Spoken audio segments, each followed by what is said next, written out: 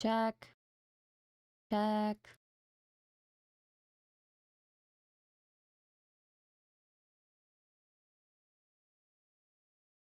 Might not be a very long stream today, guys, but, whoops.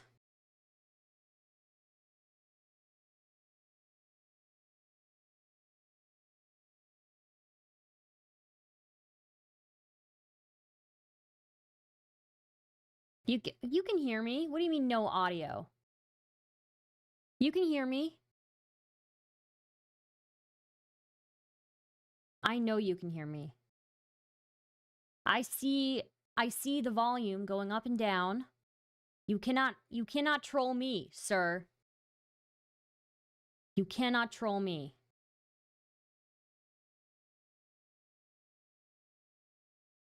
Can hear you now? Oh, okay, good.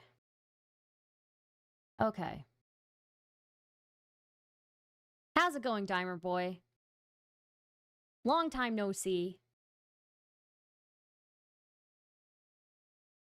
Have you guys been watching what's going on with Lauren Southern recently? Hi, Kangaloope. How's it going?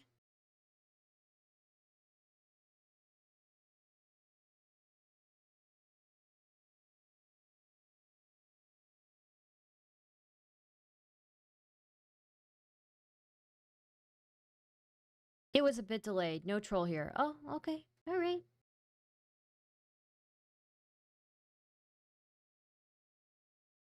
All right.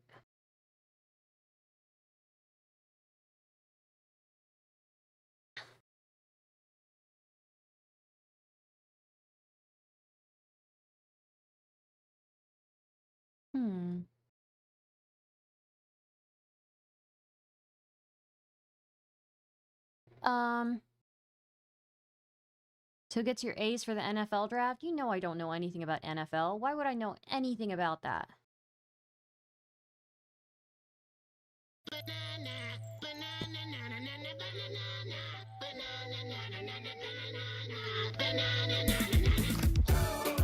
Everybody know 2000. Mother sure why? Banana. Banana, na, na, na, na, na, na. She wanted green, she wanted ripe. Banana way, banana way, banana. Push back from the big banana, push back from the big banana. Ah, boy. The ladies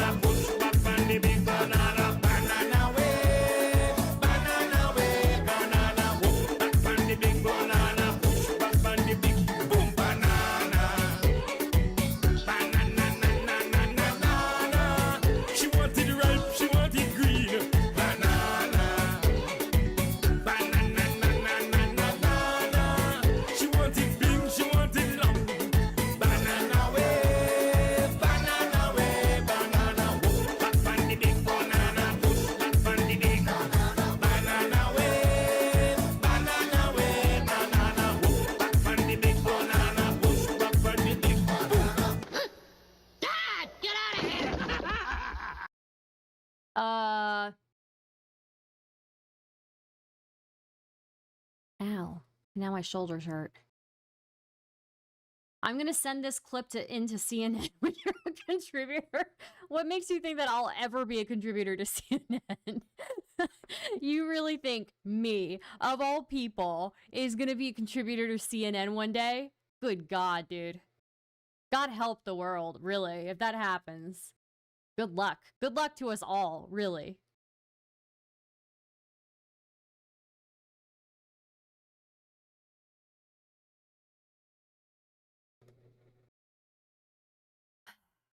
My goodness. Okay. Let's see here.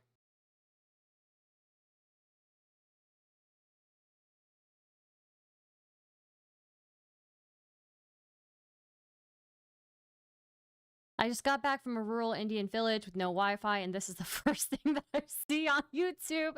LOL. Nice. That's what we like. That's what we like. Banana way, banana way, banana.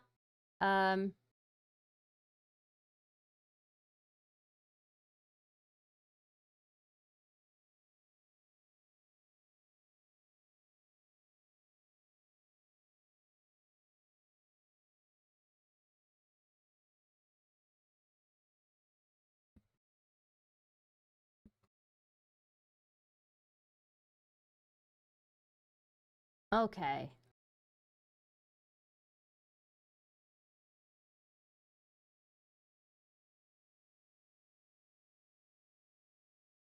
Damn, Ernest, that sounds rough. It's been years since I've been to India, so I don't know.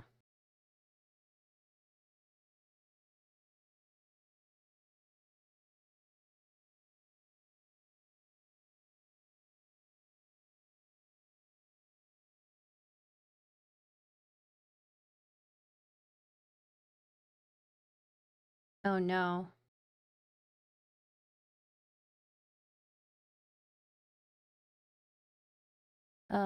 People are tearing into the person I was gonna cover today. I was gonna be as, like, generous as I can be with it, but... what can we do? What can we do? But now they're turning it into a race thing, which is really nasty.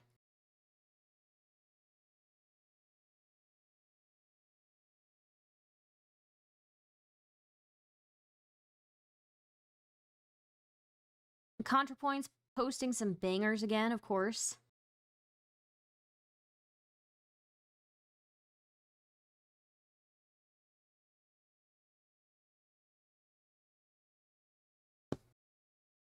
It was rough. The food is good, though, and Bombay is awesome. Awesome. I had to make a channel to chat. What is YouTube coming to? What up, Big Hot Bag? I know who that is.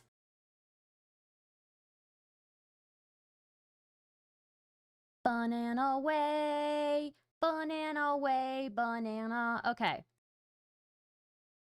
I guess, what do I want to cover today?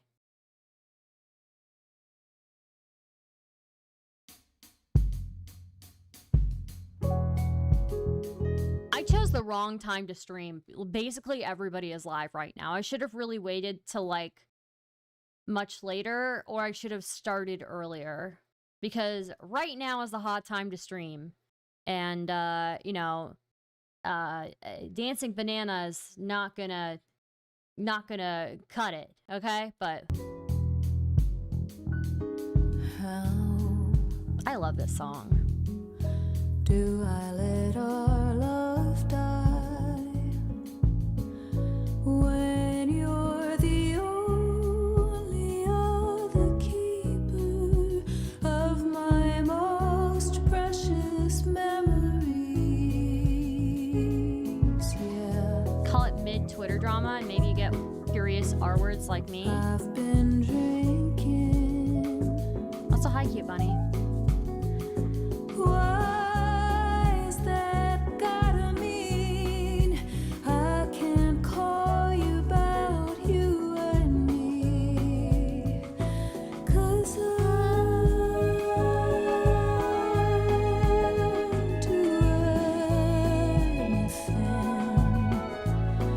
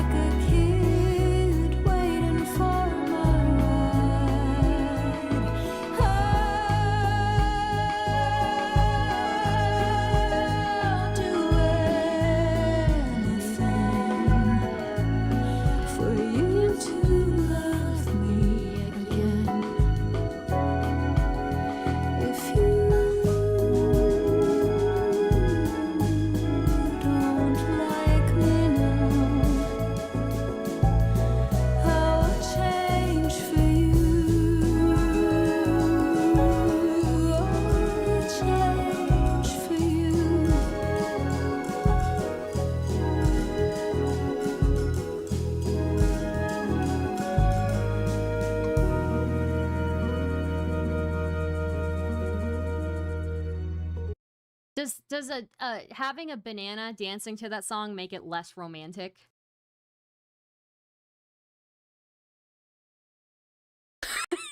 Should have thought about that first.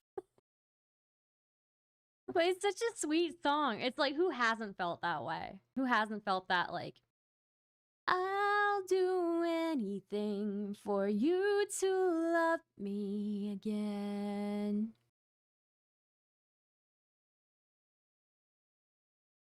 You can't something.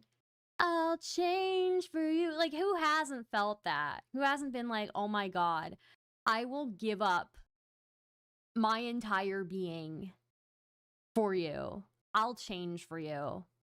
Like, if I'm not good enough for you, I'll change for you. Like, who hasn't? I'll change for you is codependent, not romantic. It's okay, it's a type of romantic, okay? It's unironically an awesome idea, but unfortunately Stardust, the channel name, is dog shit SEO. Yeah, it is. It is.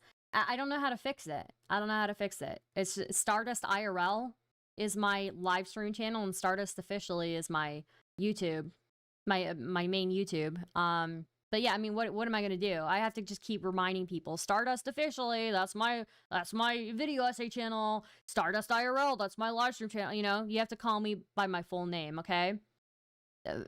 First name Stardust, last name IRL for the live stream channel.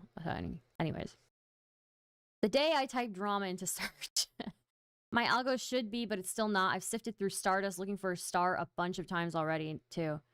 It's almost 4 a.m. for me. I'm sorry. I can't help it. I would change Germany's time if I could. Oh, I guess we could refer to her as Stardust IRL. Yeah, that's my live stream channel, and Stardust officially is my essay channel, so, you know.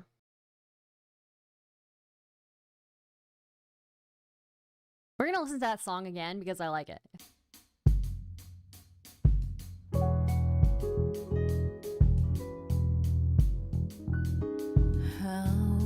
I don't care if it's codependent, okay?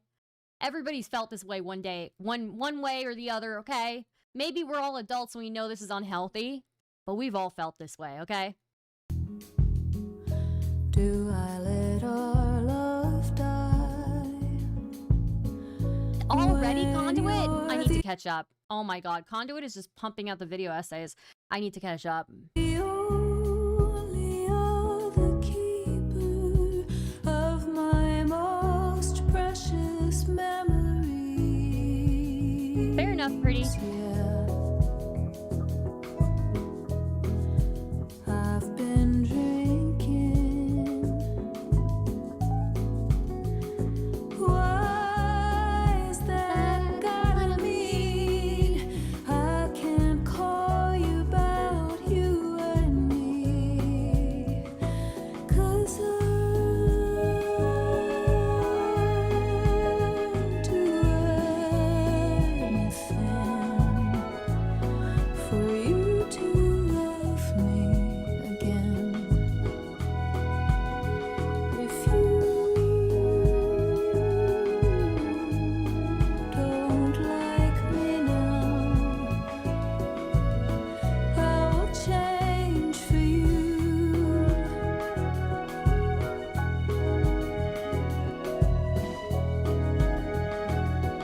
Dude, I can feel the shit today, okay? I can totally see myself thinking this shit today. Don't act like you're above it. Oh, that's not healthy. That's codependent. Shut up. You're ruining the song. You're ruining the song. It's real, okay? We've all felt that way. I certainly have felt that way, okay? And I'm a full-grown adult, all right? And I'm sure I'll still feel it again one day, okay? I'm sure I'll feel it tomorrow, all right? You don't like me. I'll change for you. Who hasn't felt that? Who hasn't felt that? Don't be liars. You're lying liars if you think you're lying liars if you're saying, oh, I'm above that. I'm an adult. That's a codependent relationship. I never do that. Shut up. You were doing that yesterday, okay? You were doing that last week. I know you were, okay? Why did I start speaking like Trump? I've never wanted to change for anyone. Liar, liar. I'm an adult. Yeah, right. Okay. Why the banana? You just don't know, okay? This is me. Some people are like, Mom, Dad, I'm a girl. Mom, Dad, I'm a boy. Mom, Dad, I'm a furry. Me, I'm like, chat, I'm a banana. All right? That's my journey. Is that politically incorrect? I feel like that's politically incorrect. Never mind. Bars, such magic places. You can be without the people, without having anyone at all.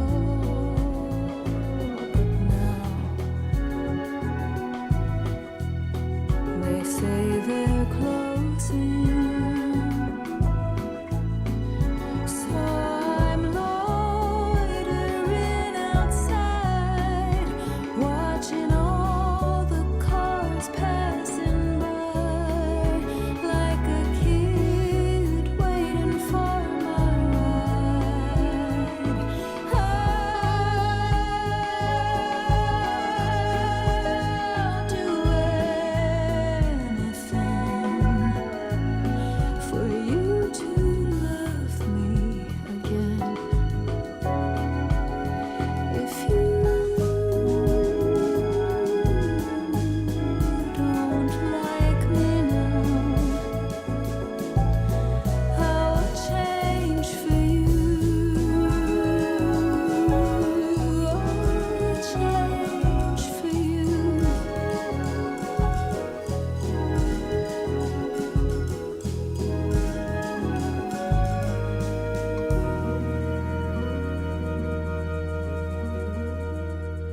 Oh, what a nice song. Well, it's more of a sad song. More of a sad song.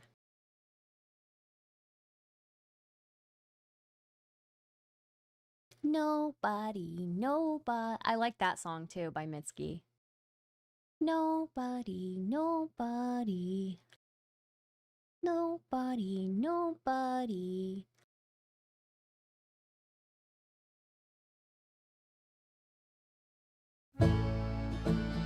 No, that's not what I wanted.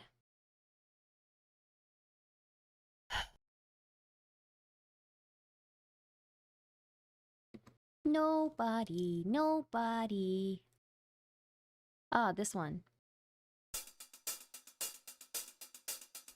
My God, I'm so lonely, so I open the window to hear sounds of people, to hear sounds of people.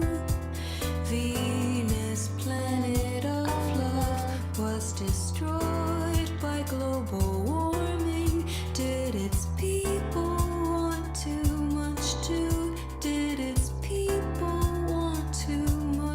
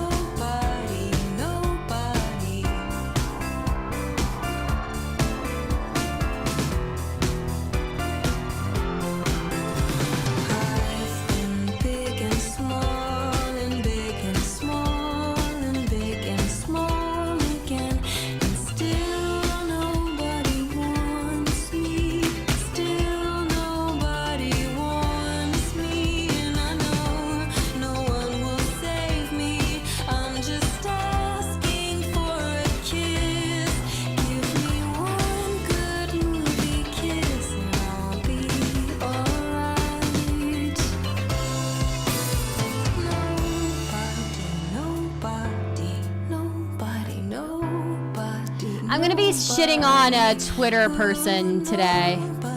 It's not gonna be super long thing, but there will be some Twitter appreciation and then some shitting on Twitter people.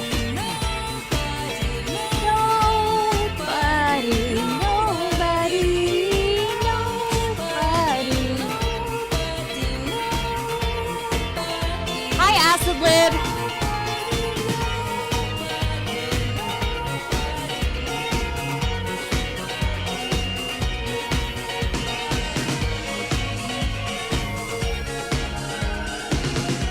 I think a little bit, yeah.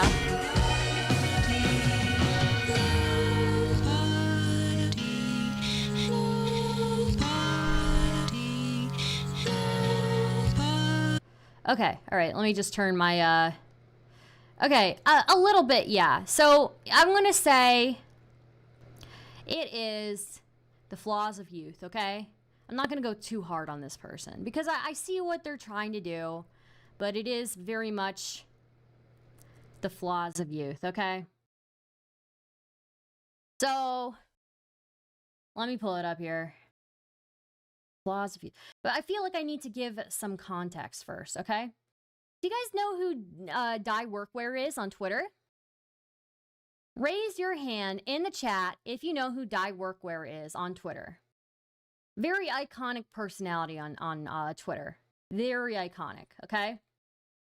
This guy basically made the discourse around men's like fashion more mainstream, okay? Nobody gave a fuck about men's fashion before like on Twitter, nobody cared. Unless you were some crazy guy on a forum where this guy originated. Ironically, Dye Workwear originated on menswear forums, basically arguing back and forth for years about about tailoring and clothing and all of that.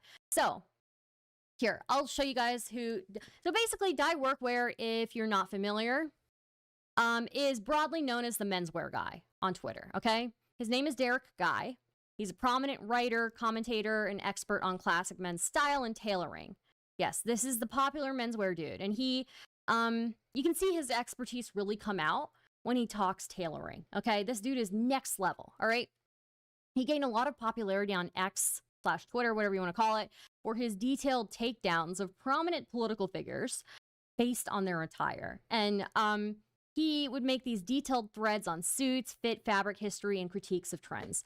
To get an idea of his expertise and genius, I think it's best for us to view some of his best threads.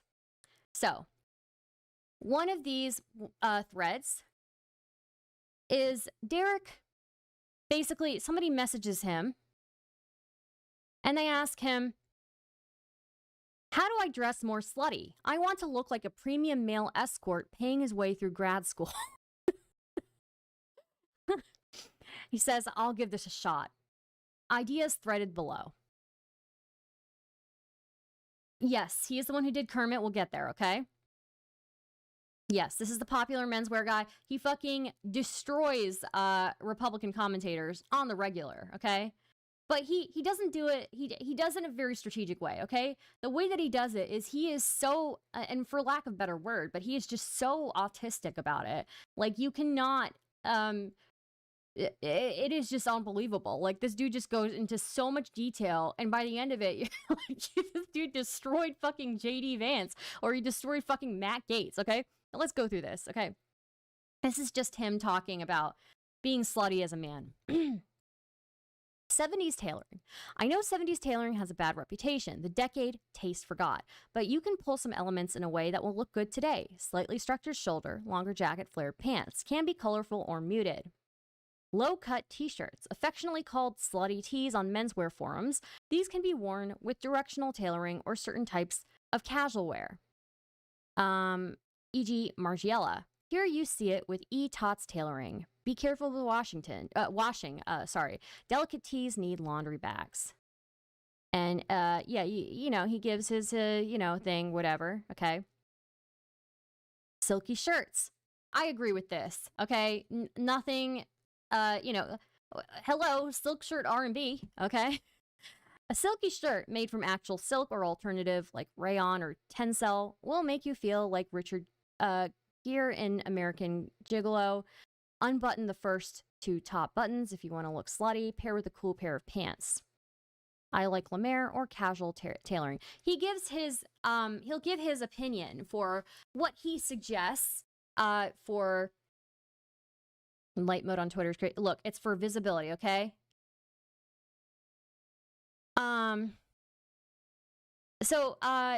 Right, what was I saying? He'll give his suggestions for certain brands, right? But it's obviously very optional. Like he doesn't say you have to have like this brand. It's just an option, right? He'll say pair with the, with cool pants, or casual tailoring. Wrangler ranchers, giant sunglasses. I don't know if I agree with this. 5-inch inseam shorts. Wear them with long sleeve tees, thin merino knits, or sweatshirts in the late spring, along with slip-on shoes such as camp mocks, espadrilles, or penny loafers, or huaraches. Okay, I'm not going to claim that I know anything about men's fashion, because I don't, okay? I will say the gold chain, or really a silver chain, can look pretty slutty. Yeah, this is like ultimate, like, yeah, this look here, that dude's a fucking slut, okay? I want nothing to do with him. Anyways, mesh shirts. I like his comparison to the Asian pair here. Mesh shirts. Wear them over a ribbed tank top or a t-shirt. There are also mesh polos if you're more daring. If you do this right, you will look like a delicious Asian pair.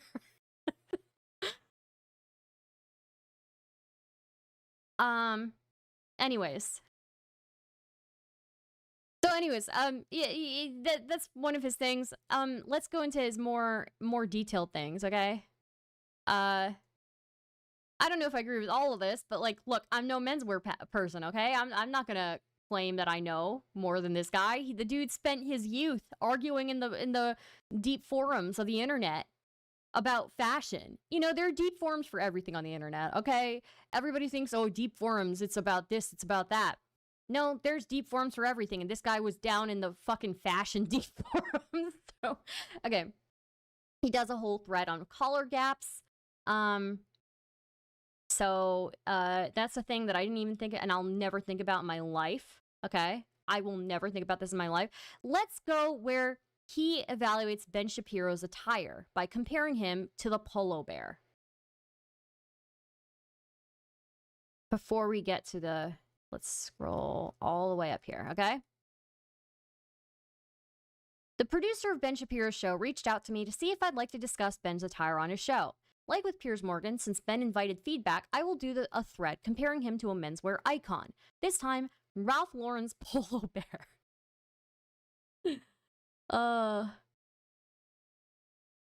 Unlike his colleagues, Ben's tailoring is not bad. Jackets have shape and fit him well. Compare his jacket to Peterson's, which looks like it was dunked in water. The small collar gap on Ben would be filled if he wore a dress shirt. Tonal seersucker in the second pick is cool.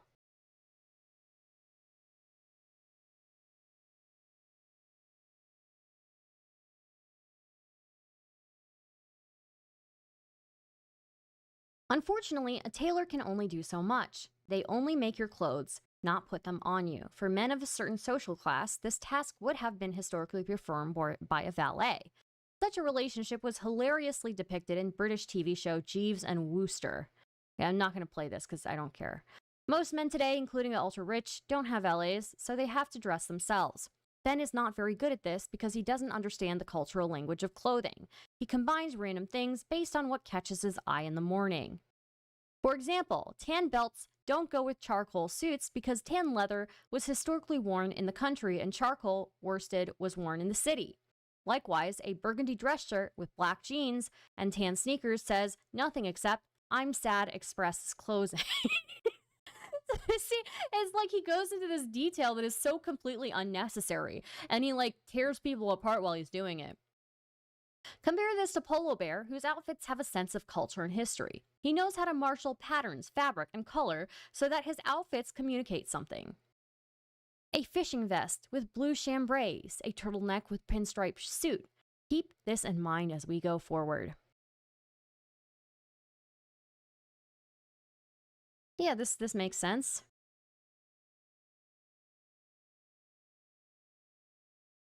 But here, Ben here is wearing a tailored jacket with patch pockets, a casual detail. But the smooth gray fabric is too close to what you'd expect to see on a suit, making the jacket too formal for jeans. It looks like he spilled something on his suit pants and had to change out of them. Polo Bear knows that gray odd jackets need texture in order to convincingly pass as sport coats. The tweed herringbone here is perfect. Heavy textures and loud patterns make tailored jackets less formal, allowing you to bridge the gap in formality between your pieces. See, I don't know anything I'm not going to claim to know a single thing about this, okay? Here's another confusing outfit. The dressy navy jacket just doesn't go with an untucked shirt, jeans, cowboy hat, and techie running sneakers. Ben seemingly thought the faint window pane on his shirt and jacket would pull everything together, but he misses the bigger picture. Oh no, poor Ben. Polo Bear knows that if you want to create a Western wear outfit, you need to wear things like barn coats, fringe leather jackets, chambray shirts, Henleys, leather vests if you're daring, and cowboy boots. The red bandana around the neck here is jaunty. Successful outfits don't have to slavishly follow history, but see how Ben wears a cowboy hat with a blue dress shirt, jeans, and a black dress belt. Confusing. Polo Bear creates a coherently rugged look. Sportswear jacket, chunky knit, and hiking boots. Hat now looks at home. The first outfit, a black poplin dress shirt with a light gray orphan suit jacket, is something you'd see after complaining about your chicken wonton tacos at Applebee's. But a black turtleneck with a charcoal chalk stripe DB flannel suit is dashing. See the difference? He's just comparing him to a fucking stuffed bear. And he is like, I feel like he is destroying him methodically, you know? Ben's outfit with a light wash trucker jacket, white t-shirt, and black jeans looks like something your mom would buy you for your first day of school. But a better trucker jacket, worn with a snap-button plaid flannel western shirt, says rugged working man. Like, what? First outfit, again, makes no sense. Second leather jacket is just ugly. Ben also needs a better grasp of silhouettes and proportions. The overly long hoodie here looks weird with skinny jeans. No such issue for Polo Bear, who knows that oversized knits are more easily worn if you pull up the hem and wear them with looser pants. Polo Bear is frame-mogging Ben, yeah. It's just like, this is Derek Guy. This is what he does, okay? See how Polo Bear can dress for different occasions and activities. Many outfits here are quite casual. A few even involve shorts, but they all rely on the smart combination of styles, fabrics, and colors to express something about culture and identity.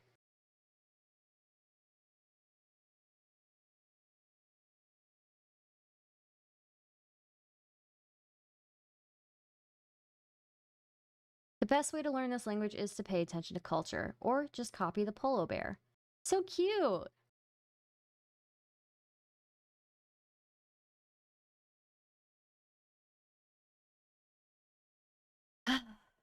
Anyways. Here's the thread where he compares Piers Morgan to Kermit the Frog.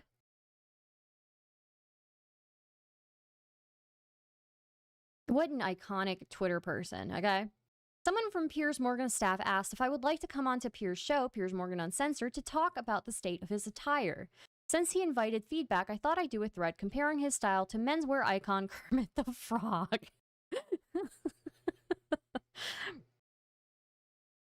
Let's again start with the basics. The core of any outfit is fit and silhouette. Piers' suit jackets often have lapels that buckle away from his chest and a collar that floats from his neck. This suggests his jackets may be too small. Oh, dude, if there's one thing you need to know about Derek Guy, and you're a political guy, Derek hates suit jackets that are small, okay? I don't know. He doesn't like it. You'll see. You'll see. I mean, he's fucking mogged Matt Gaetz. Like, he's ruined that. He made one of these guys. I don't know if it was JD Vance or Matt Gaetz, but he made one of them so angry that they tweeted back at him and they were just like, I would never, you're so mean. I would never do this thing. Yeah, it was just a thing. Okay. No such, here it is. Let's start with basics. The core of any outfit is fit and silhouette. Pierce suit jackets often have lapels that buckle away from his chest and a collar that floats from his neck. This suggests his jacket may be too small. No such issues for Kermit the Frog. His clothes hang beautifully and smoothly while still giving a distinctive, flattering silhouette. Oh my god. Piers knows that he looks best in a tailored jacket, so he wears them to social functions. However, he relies too much on formal tailoring, such as dark worsted suits in sober colors. He looks like the waiter I had last night. This puts him in a somewhat awkward position of trying to find ways to dress him down. He knows that people at the event may not be wearing suits, but he also doesn't know what else to wear. So he ditches the tie or wears a suit jacket with jeans to look kinda casual. A dark worsted suit without a tie is like the night sky without stars.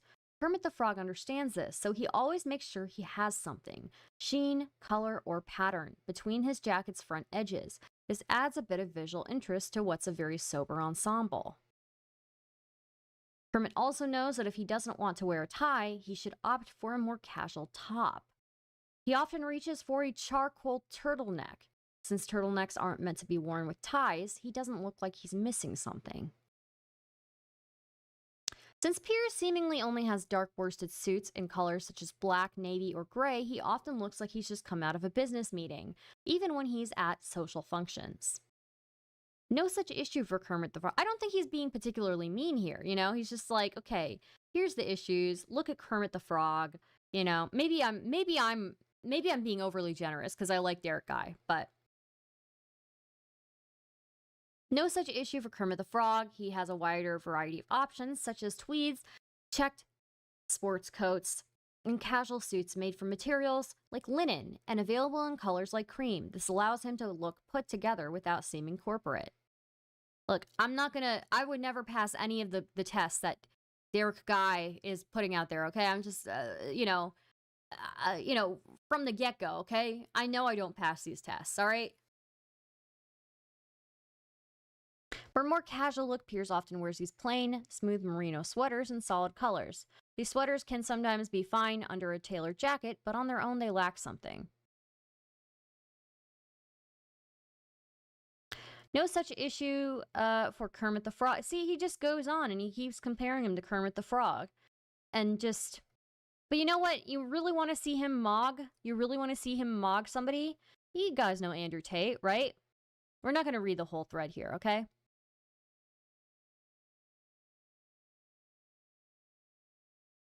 He's brutally murdered Andrew Tate on multiple occasions. So, Andrew Tate is going on his rant here. We literally ended up in this position because everyone's a fucking faggot. That's how we ended up. Okay, wonderful. Thank you for the language. Gay, bro. What do you think they're going to send Interpol? Think they're going to fucking arrest you? I'm literally outside the court for human trafficking. Literally right now. I haven't opened any of their letters. And I have to come here. You're worried about an old Italian letter, a year old? And tried for the... No wonder the country's fucked. This person's like, these people are the worst kind of people. Guarantee he's vaccinated. Woohoo! 100% he's vaccinated. Guarantee he wears his mask. Oh, okay. Cool, Andrew Tate. What happens if I don't, guys? My wife and I. Fucking loser. Everyone is a fucking loser. Dudes for Kamala. Dudes for men. It's all so fucked. Everything I look online is just so fucked. Oh yeah, he's going after dudes for Kamala Harris. And so gay. And so retarded. It should be so simple. We're men. We're of this particular type of man. This is our land, and we're in charge. Where the fuck did it all go so wrong? Let's watch another video of Kamala talking about how her grandmother in India used to walk around preaching abortion reform. Firstly, that's a lie. There's no Indian villager, all with their 25 kids. There's not one who's walking around talking about abortions. Firstly, that's a lie. And two, if it was true, why the fuck are you alive then? Why were you aborted? Who even... What kind of story is this? Dudes for Men is the gayest thing I've ever heard. Dudes for Kamala is gay, but Dudes for Men isn't. Yeah, I guess. I don't know. And people are like, yeah, I want her to be president. And she's like, ha, ha, ha, ha, ha, ha. These people have the most nukes in the world. Yeah, dude. It's fucking based, okay? America is the country of, like, lifting up. Like, everybody gets an equal vote. Minorities get equal votes. Women get equal votes. We're equal before the law, okay? And we have the big stick, dude. We have the big stick for once in history, okay? You know what history has been? History has been domination. It's whoever has might makes right? That's what it's been. Big stick wins, all right? For once, we are the strongest country in the world. And this is with the combination of us being a multiracial, and not that we don't assimilate people. We assimilate people into our country very well, right? But this is the country where everybody is equal before law, and everybody has these opportunities to rise up, and we're a better country for it. We are the most prosperous we've ever been. It doesn't feel like it, but we're at the top, dude. For once in our lives, a mix of people have the big stick. So deal with it, Andrew Tate, okay? The fucking military has a decent amount of trans people who work in the defense fucking industry, okay? Or as defense contractors. Shut up, okay? Shut up. A bunch of women work in that industry too. Maybe we'll use our big stick on you, you dumb fuck, okay? Anyways. Now, we're the strongest because our government rapes us for the military-industrial complex. Okay, that's one perspective, okay? Look, I'm just saying, for once in history, the weak have the big stick, okay? And I feel like any country that doesn't... this is my hot take. Any country that doesn't give equal rights to women before the law, I feel like we should threaten to bomb them, But...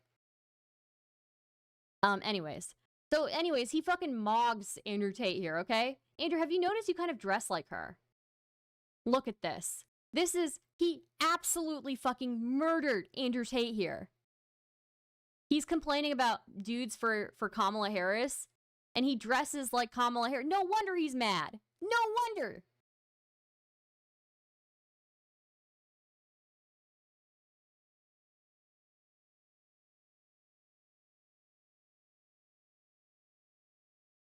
He dresses just like her. Oh my god. Incredible. Incredible. He's wearing women's suits. This is incredible. Like, this is the genius of Derek Guy, okay? This is the genius of Derek Guy. This dude, he's Mama Lamax. He is. He's just jealous of Kamala. She wore it better. She did wear it better. She at least looks hot in it. I want nothing to do with this dude, okay? I want nothing to do with him. God, she mogs him so hard here.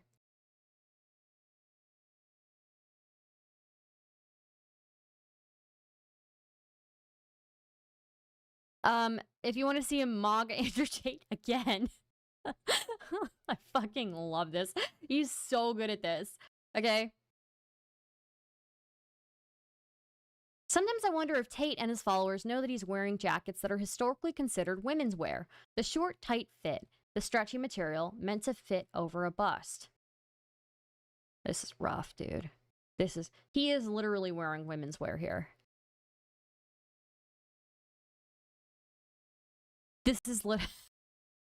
He's literally doing women's wear here. What is going on?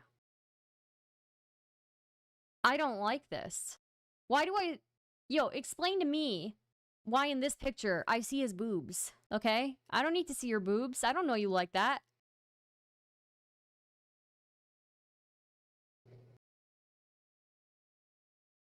Anyways, yeah, Derek Guy is a legend, okay? So, in my opinion, I don't think he's not being snobby in these reads of Andrew Tate, you know? Like, I don't think in either one of those was he snobby. He just gets like he just states a fact and just wrecks them. You know?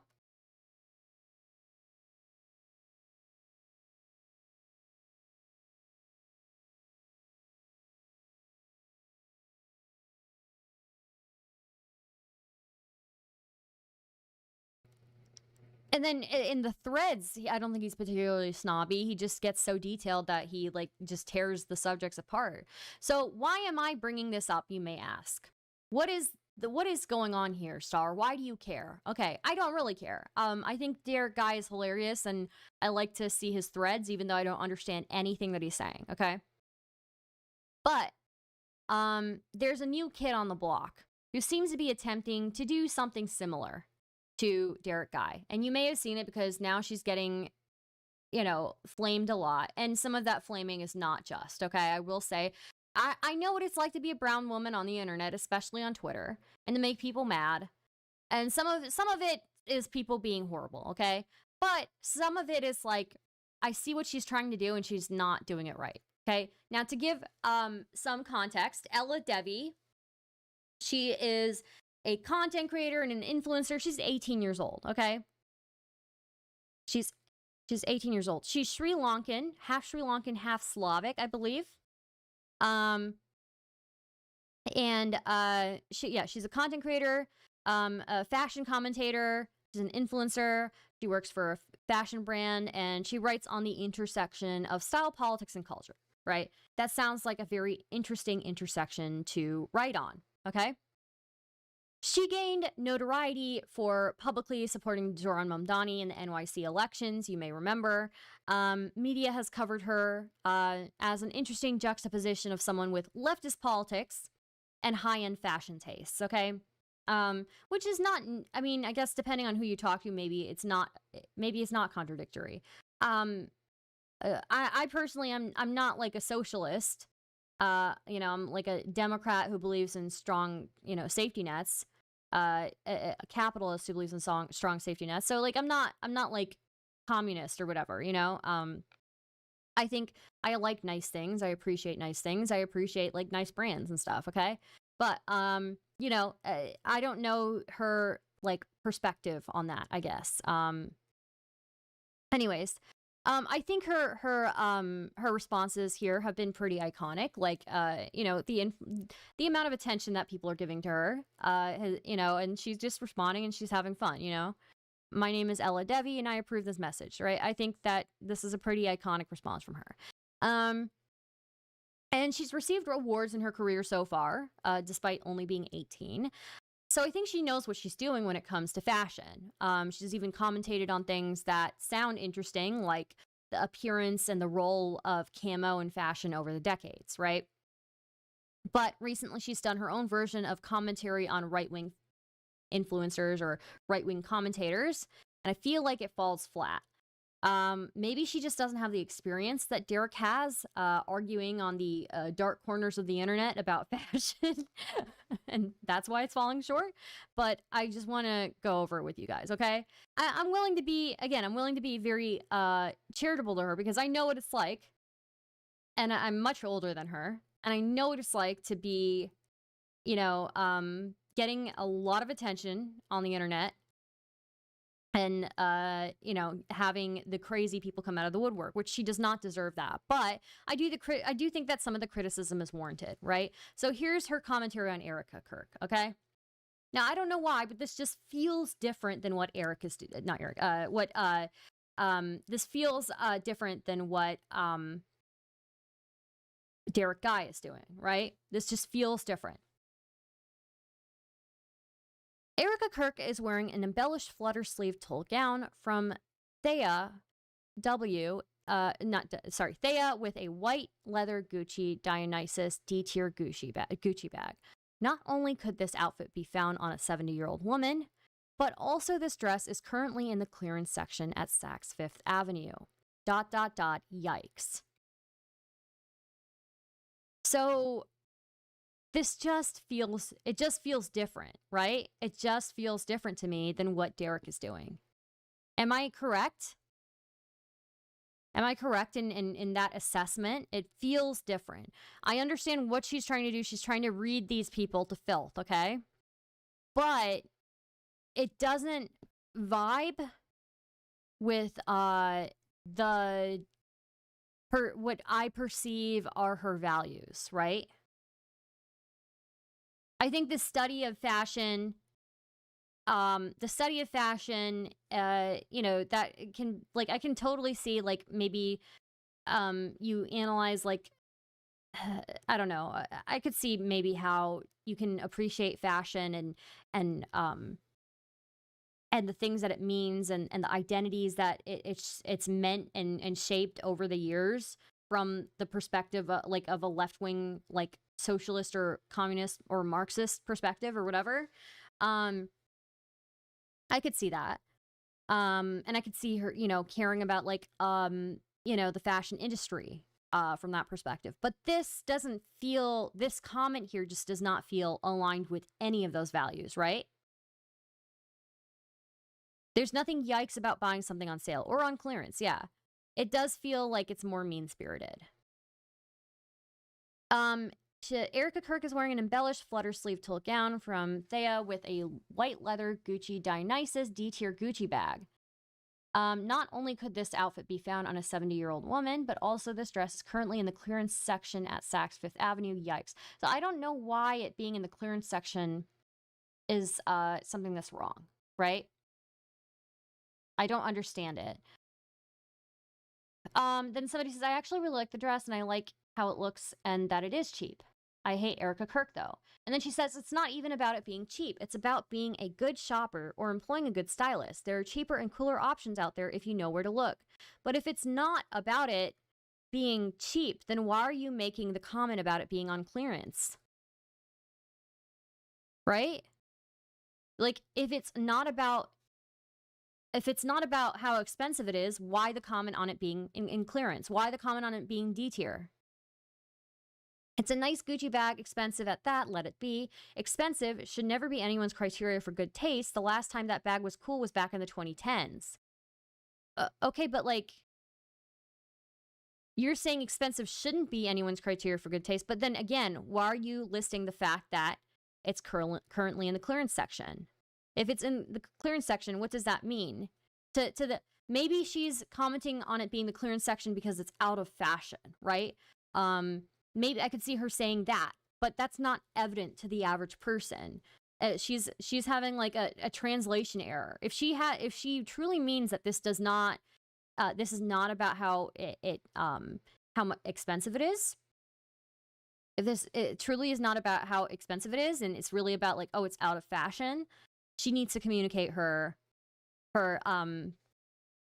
point better, because the point is not getting across. The very fact that she's replying to all sorts of people who don't get it means that your point is not getting across, right? Even Derek Guy, like, he'll say things and, like, not everybody gets it, but, like, for the most part, he's not replying to people over and over again trying to clarify, right? So it does feel like it's more mean-spirited. Like the ... yikes. Like, okay, you're saying it's out of fashion. Okay. I think Derek has called things out of fashion before. But really, I you know what? I think more than that, he really he doesn't talk about things being out of fashion very often. And when he does, he talks about, like, why he doesn't like the fashion. Like, whether it's, like, the fit, or, you know, whether it's, like, confusing or something like that. Really, his focus is not about what's in or out of fashion. His focus is on, like, tailoring and fit, and is the fit good? So yeah, I don't know. Then she does commentary on Pete Hegseth's wife, which is, and if she's trying to appeal to a large audience, which I think she is, she's not going to appeal to a large audience with this kind of attitude, right? Because a lot of people, I thought Erica Kirk looked really good in this, you know? Who cares if it's an old lady dress, you know? I think it looked really nice. She's not going to find herself appealing to a large audience with this attitude, right? He's very good at saying this isn't working, but if you're aiming at this, here's how to make it work. Yeah, that's the difference too, I think. Goose, I think you're right about that. I think Dye Workwear, he doesn't seem, from what I've seen, I haven't seen him call things out of fashion very often. He's expressed his opinions on like 70s tailoring or whatever, or something like that. Like he'll express his opinion on certain eras of trends and why he doesn't like them. But yeah, you're right that he does say if you're trying to aim for something like this, here's how to make it work, which is what he did with Ben Shapiro. Even you can see that with the Ben Shapiro comparison to the polo bear. He takes what Ben Shapiro is attempting, then shows the polo bear executing what he was attempting successfully, right? So here's the next one, okay? Here is her criticizing Pete Hegseth's wife. I don't like Pete Hegseth, and I don't like his wife. But she says Pete Hegseth's wife wore a dress from Temu to the White House Correspondents' Dinner. I'm not joking. Okay.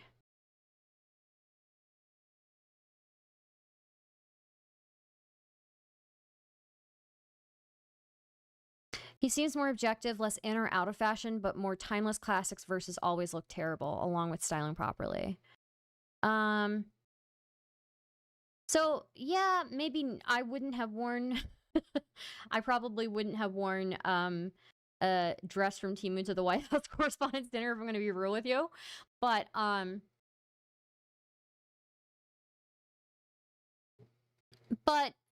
the same, I don't know. There's something about this that just doesn't. Like, I personally would not have done this. Like it is kind of like I wouldn't have done it, but I feel like there is a way to express this without the way that she's doing it. There's no explanation here. I mean, I get it. It's just rage bait, right? So she's got 43K likes. So it worked. She rage baited.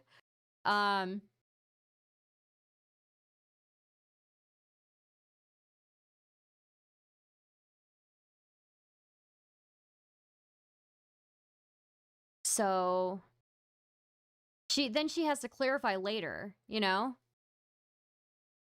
What's wrong with that? She's broke just like us. Yeah, so the thing is, like, with this, I think, again, she's not relating to the average person. If you're a socialist socialite, shouldn't your goal be to relate with the average person? Right? And so you're going to have some older women who are around Hegseth's wife's age who are looking at your Twitter. And, I don't know.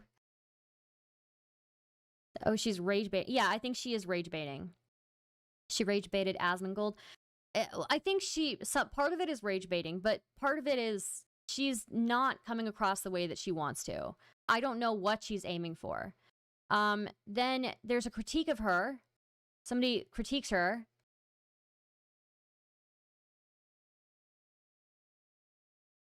And she responds, to be honest, socialist socialites' attempt to be a fashion critic from the left has given me a new appreciation for Dye Workwear, who at least has technical knowledge, and appreciation for Elliot Richardson. It's so vulgar when the point of attack is overpricing and brand status. And this is true. Most of Ella's critiques seem to be overpricing and brand status. So, I don't know how to square the circle in this one, you know? I don't know how to square the circle in this one. I think that there's probably room for nuance there, and I can't articulate it myself. The being a socialist and appreciating high fashion, I think it's possible. I think appreciating the history of high fashion, the social, the cultural statements that are made with it, right? I don't know how to articulate this, but it's certainly possible, right? But the way that she's critiquing other people is not It's not working. It is not resonating, right? And she ends up replying here. And this is not a good reply. This is not a good reply. You sound more pretentious. Oh, honey, I have been working in high fashion since I was 13. I have the technical knowledge, but I actually don't think you need technical knowledge to call out Pete Hegseth's wife for shopping on Temu. Then the person replies, perhaps you could make a rubric for everyone then of the acceptable clothes to wear and what price points Erica was wrong for buying on sale and out of season designer, even if it was perfectly fine and appropriate for the event. But fast fashion is also the incorrect move. Yeah, this person makes a good point, right? It's all about brand and pricing and brand status, or at least it's what it comes off, right? Now she's trying to say it's not about pricing, it's about what's in and what's like in fashion. Okay, well, if it's about what's in and what's in fashion, then why is, you're highlighting the wrong things again, right? Highlighting that it's on the clearance rack, it kind of implies to me that you're making fun of her for buying clearance, right?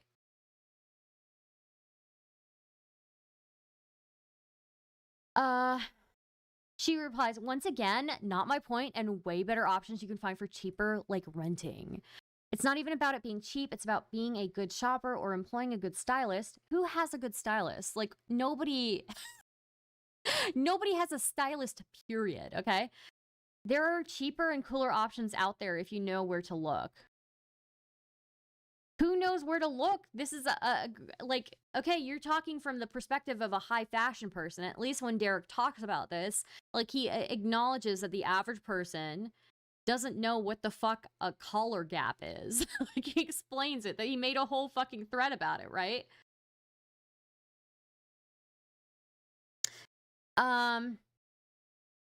But she's a working mom. I don't think this is her priority, and she doesn't currently promote herself as a fashion authority. She was dressed appropriately.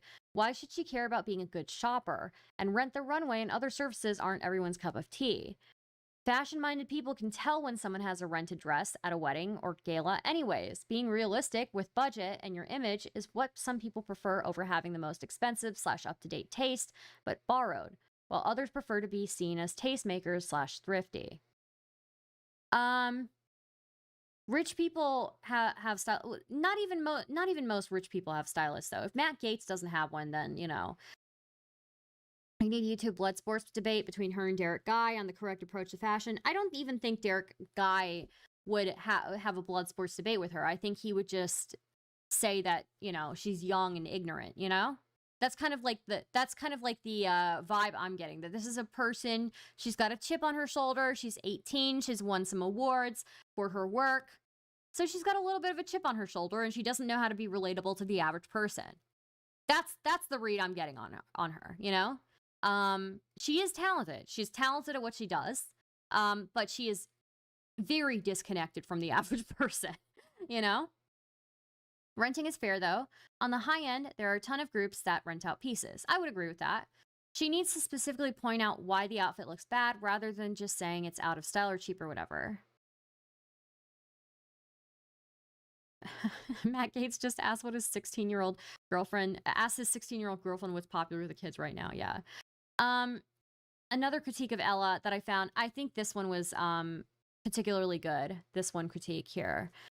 And again, I don't want to go too hard on her because she is getting lit up by people in a very unjust way. Some of it is just, but then some of the criticism she's getting and some of the stuff that people are saying to her is just beyond the line, okay? And I don't want to light her up on that end, but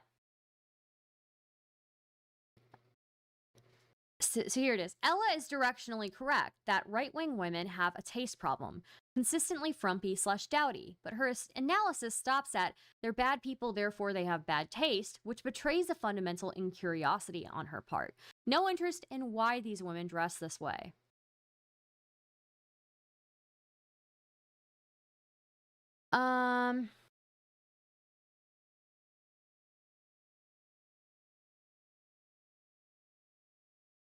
She also went after Melania. It's not really a taste thing, it's just political. I think Melania is a troll. I feel like one troll should recognize another troll. But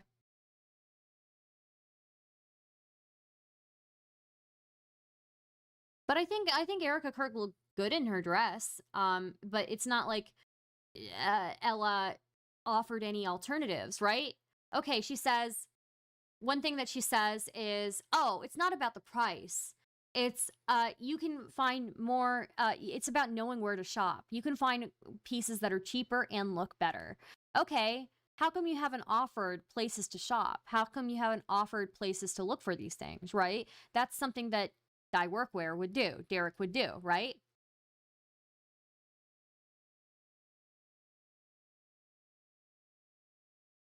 Right? Like, okay, he gives options, right? I don't think Ella does. I think maybe that's the flaw here, where Ella is saying, "Oh, it's not even about here.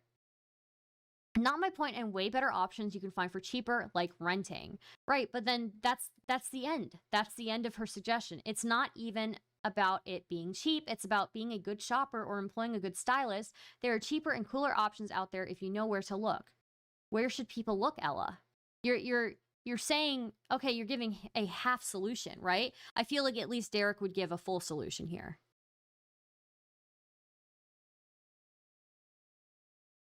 So I think she just needs to be more pointed with her criticisms. If the point isn't price, why bring up price? Right? Why bring up her Temu dress being $14, right? I personally wouldn't wear a Temu dress to the White House Correspondents' Dinner. But why bring it up? Okay. This is economically, you can go to Nordstrom Rack or go to, I don't know, one of these places that sells surplus and sells whatever is out of season or whatever. Okay.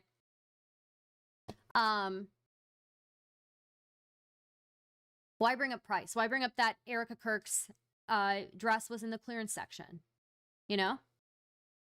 So, offer a solution, right? Oh, you can find cheaper and better things. There are cheaper and cooler options out there if you know where to look. But she doesn't explain where to look or how to find out where to look. And she says, employ a good stylist. A lot of these people aren't employing stylists, Like, most of these people are not employing stylists. So she's a talented woman. She's very beautiful. I don't want to, deny that she's very beautiful. She knows what she's doing. She knows how to wear clothes, okay? She knows how to wear clothes. She looks fucking good, okay? But she is very disconnected from the average person. That's what I'll say.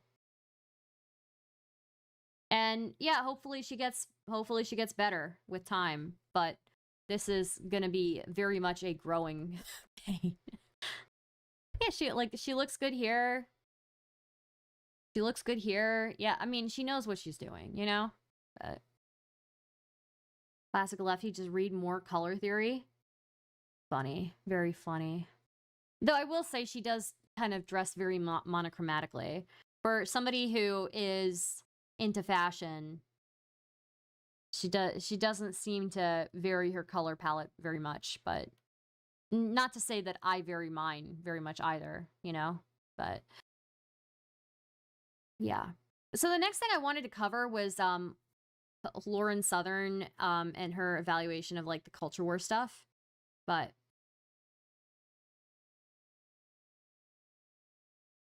to be fair, if you go to the White House dinner, you can afford a stylist. I don't know if I agree with that. Some of them can, but some of them can't, I feel. And it just, for a lot of people, it's going to be hard to justify it, But, oh yeah, she's very beautiful, and she has won awards, and she works for, in high fashion or whatever.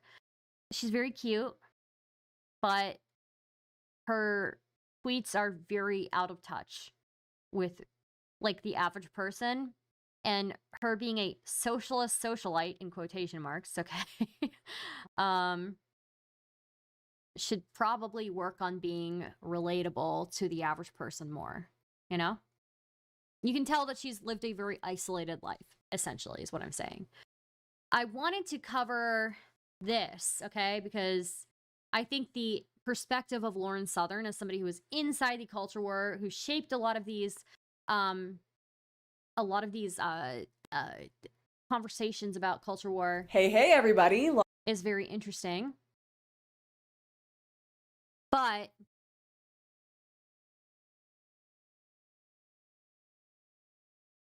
can't be socialist under a capitalist system. Just go uber capitalist and flame people for buying things on clearance.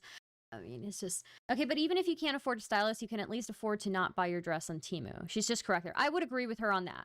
I would say, hey, my way would be like, hey, it's generally seen as bad form to wear a Temu dress to the White House Correspondents' Dinner. I feel like if you wear something from Target, okay, that's fine. But if you're wearing something from Temu, I feel like this is rude. Now we're rude. It's like, yeah, now this is rude. You know? Even Target is really pushing it, you know? Target is really pushing it. Yeah, no, you shouldn't be wearing Temu to the White House Correspondents' Dinner. It's just rude. It's just rude. I don't know. I can't explain why it's rude, but it's rude. It just is. You know? It's like wearing Steve Jobs sneakers to the White House Correspondents' Dinner. Just don't do it. Just don't do it. Okay? It's just rude. Everything on Temu is copied from something, though. Sure. But that dress specifically is not, apparently, so.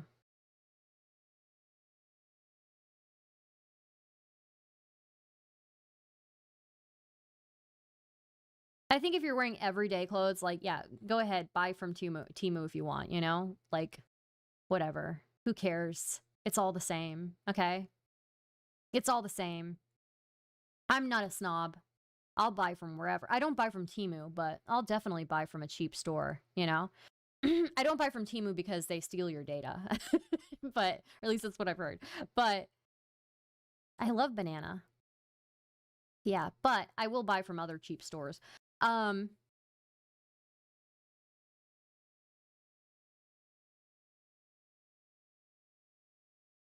love you, Jesus Cow.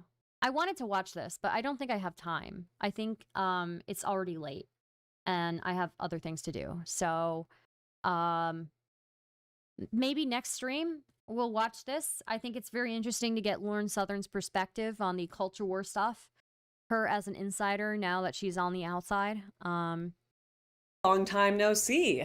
Not dead, despite how many governments and shady. I wanted to watch this, and then I wanted to watch her being interviewed by Jeremy Boring.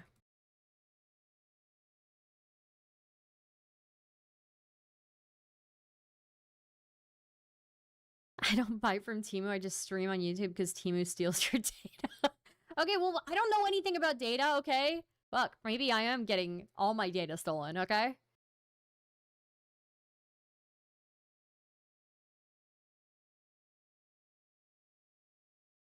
But Influencers might wish it.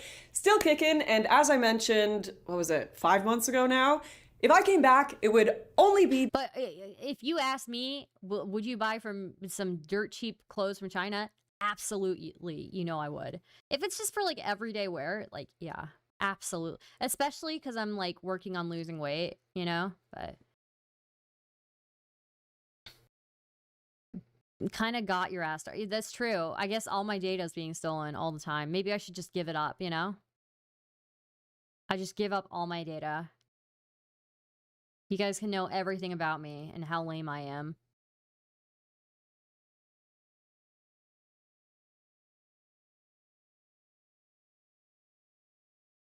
But I feel like if you're going to like a formal thing, you can go to like one of the stores, you know, look in, you know, what's on sale and stuff, or just search around for what's on sale, you know?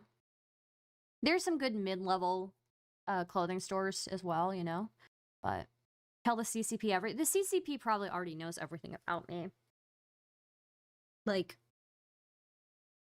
they say writing is thinking, right? Like, writing is a practice of thinking. I think if anybody really saw the way that I write, they'd see that I'm a crazy person. You know, I got a compliment today. I got a compliment today for my editing skills, okay? And I was really happy about that. It was somebody really liked my editing, and they They saw like the work that I'd done and they reached out to me. And I was very happy about that. But then like, why? Tell me why. 2 hours, 3 hours later, my brain is already inserting things for me to feel dog shit about, right? Like all the ways that you're a fucking loser, Star. You're a fucking loser. You don't have this shit together. Oh, you think you think you had that together? No, you have this and this and this. You're a fucking loser. Like my brain is crazy, dude. It's crazy.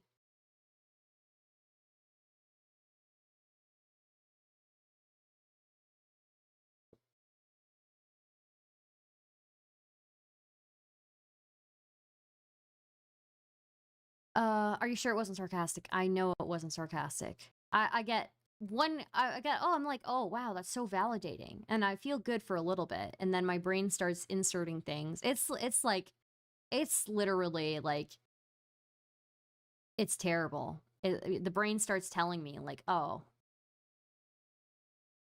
you're nothing. You know? Fuck. It just depends. Brain calling you a loser can be healthy. I don't think it's healthy the way that it happens with me. It's like very much like it's like very much like an intrusive thought for me, actually. Like it's actually like an OCD intrusive thing. Like where it, like, I don't know, you know, this thing like operates so differently than they show you in TV and in movies. Like it just operates so differently. You just get like an intrusive thought about like, you're horrible. Like, it's just like, oh, well, geez. But I thought the editing was good. No, you're horrible. Like, damn, dude. But then you have to like reason with yourself. Like, no, that's not real. That's not real. That's just a thing that came in. I have to. It's not real. Go away. Okay. You say that. Go. Well, you don't say go away because you'd be crazy. But you're like, okay, I'm just gonna let that thought go. All right. Okay, it came in. All right, we're just gonna let it go. You know.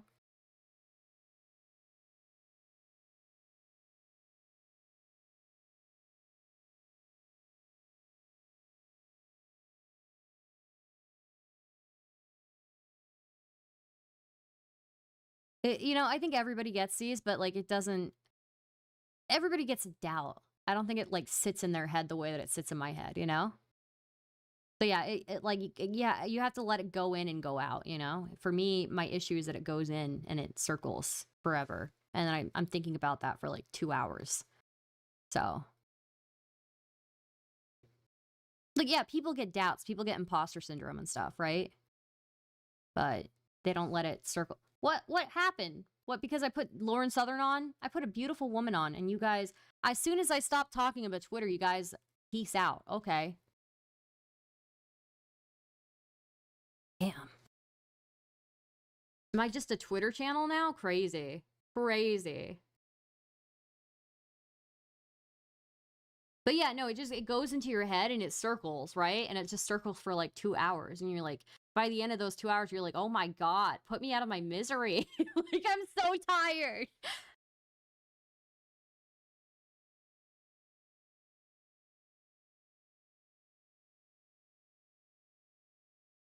My entire career is imposter syndrome. Yeah. Yeah.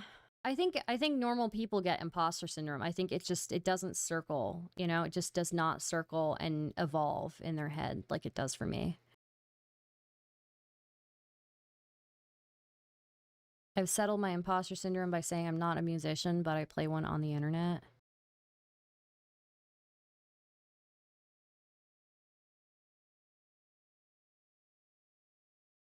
A lot of mental illnesses, behavioral disorders, etc. are portrayed that way on TV. They misinterpret the most sensational and symptoms and ignore the rest. Yeah, like so the way that it works, it latches onto anything you care about, really, you know? And then if you're not careful, it'll like destroy everything that you care about. It'll make like interacting with the things that you care about really painful, I feel. because then you're kind of like freaking out about that thing that you really care about, you know?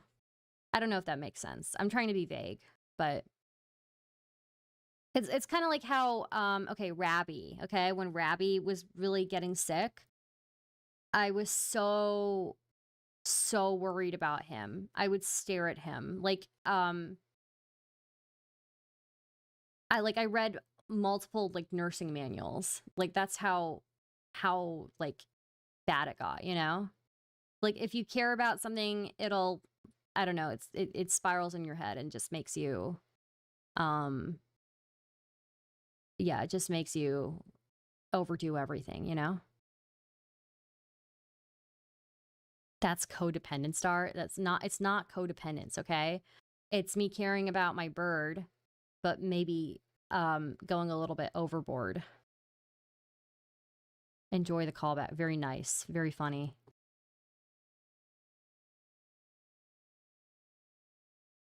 Yeah. And then I remember one night I read a nursing manual about how to administer medication. And I read it like front to back, okay? And then the next night I'm giving him his medication again. And what do? I read that book again. Read the book again, dude. And then I give him his medication, okay? And you know what I do? I'm so afraid of what I've read about in the book that like if you don't administer the medicine the right way to the bird, they can choke on their medicine and die, okay? They can choke and die, okay? And like I'm so afraid, even though he hasn't choked at all. I administered the medication. I already read the book a second time. I'm still so worried about him choking and dying that I sit there and I stare at him for like an hour just to make sure he doesn't choke and die. I already gave him the medicine. He didn't choke and die when I gave it to him. Why would he choke and die an hour later? Then the next night, I was like, I can't read this book again. I can't read. I'm just reading the pages that are relevant. I'm just reading the pages that are relevant, okay? I read the pages that are relevant. I give him his medication. And I stare at him again, like for an hour. This was back when it was really bad. Okay, this is back when it was really bad. It's not that bad anymore, okay? But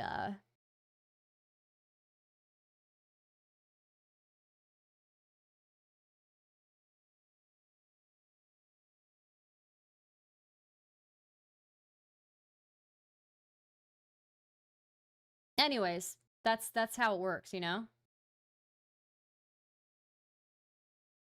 Can you give him CPR? I guess I could, but I don't even want to get to that point, right?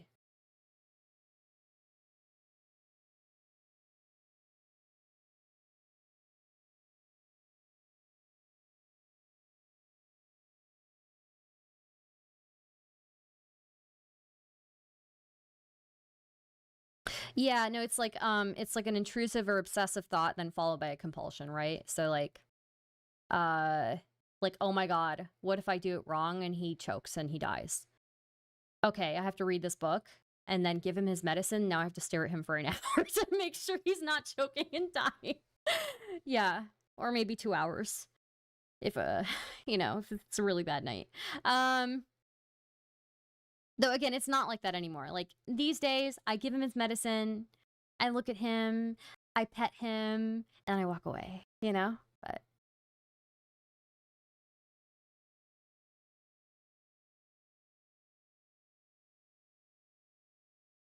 But yeah, no, it's weird. And that intrusive thought or that obsessive thought can be over anything, right? And then the compulsions don't even have to necessarily like be outwardly physical. You can do mental compulsions where you're like going over. I've written out whole timelines of events that have happened to me because I'm like ruminating mentally over it, you know, where I'm like, okay, did I do something wrong here? Let me write out the entire timeline of this like 8-month period and then figure out what exactly I did wrong. And there's like, and then I keep adding details to it. And I'm like, the data isn't changing. This is in the past. Why do I keep doing this? It's not, there's no new data being, there's no new data here.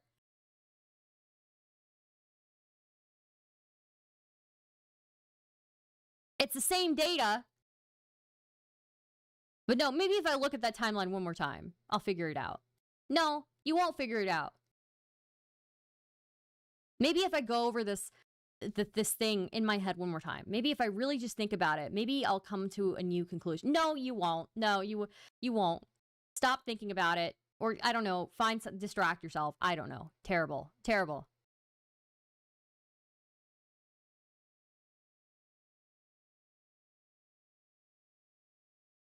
Am I being relatable right now? Is this relatable?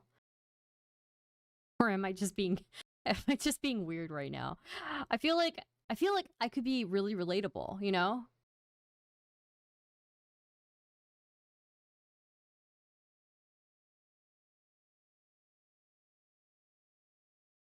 But it's not even like you could be doing that without the anxiety. You could just be doing like, oh, if I really okay, I'm going to figure this out. I'm going to figure this out. Please do not write up any timeline that involves me. I'm just an uwu guy in a Nani world. I don't even know what that means, dude.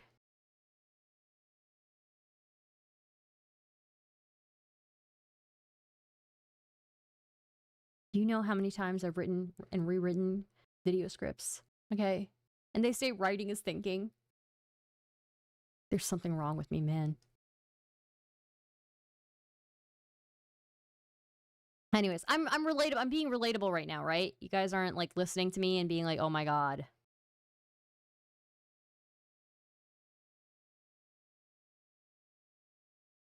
Right? Chat, give me validation, chat.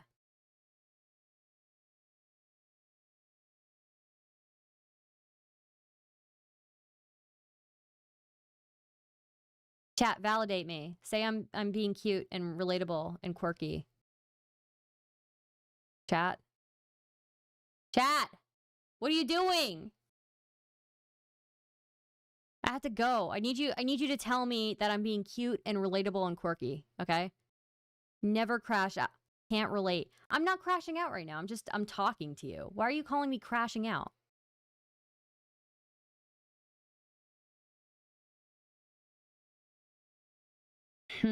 Writing is rewriting, you know.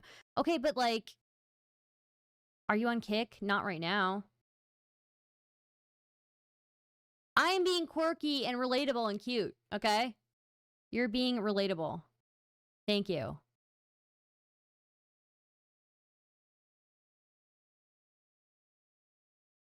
Totally relatable, super cute and quirky. Thank you. Thank you. Donald Rump. What a name. What a name. Banana maxing. You're kind of crashing out, TBH. I'm not crashing out. Why do you think I'm crashing out? You know, sometimes it's okay to crash out, though.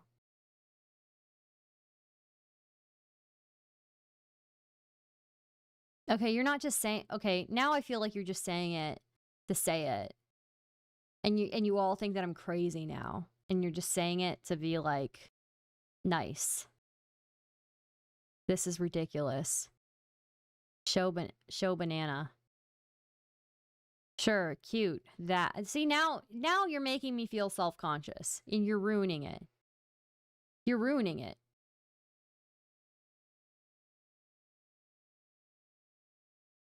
That's right. It's okay to crash. It is okay to crash out sometimes. But I'm not crashing out right now. If I were crashing out, I'd be like freaking out, you know? I'd be like, oh my god. Oh my god.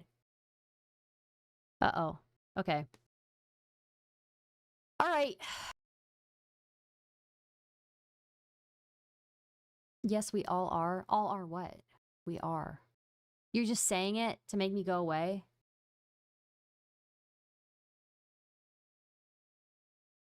Okay. All right. Bye, guys. I'm gonna raid you out into, I don't know, worst of the internet, probably. Let's see.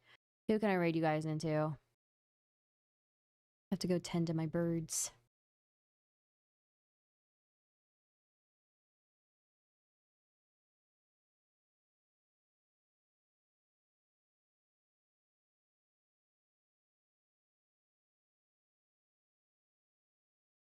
I'm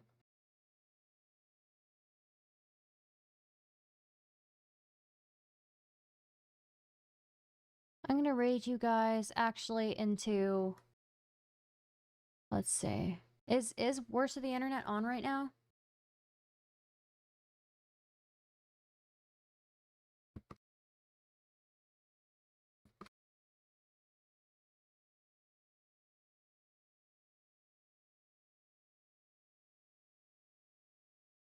Oh, he is on. Okay. All right. I'm rating you guys into worst of the internet. Tell him I say hi. Tell him the banana says hi. Okay? Bye.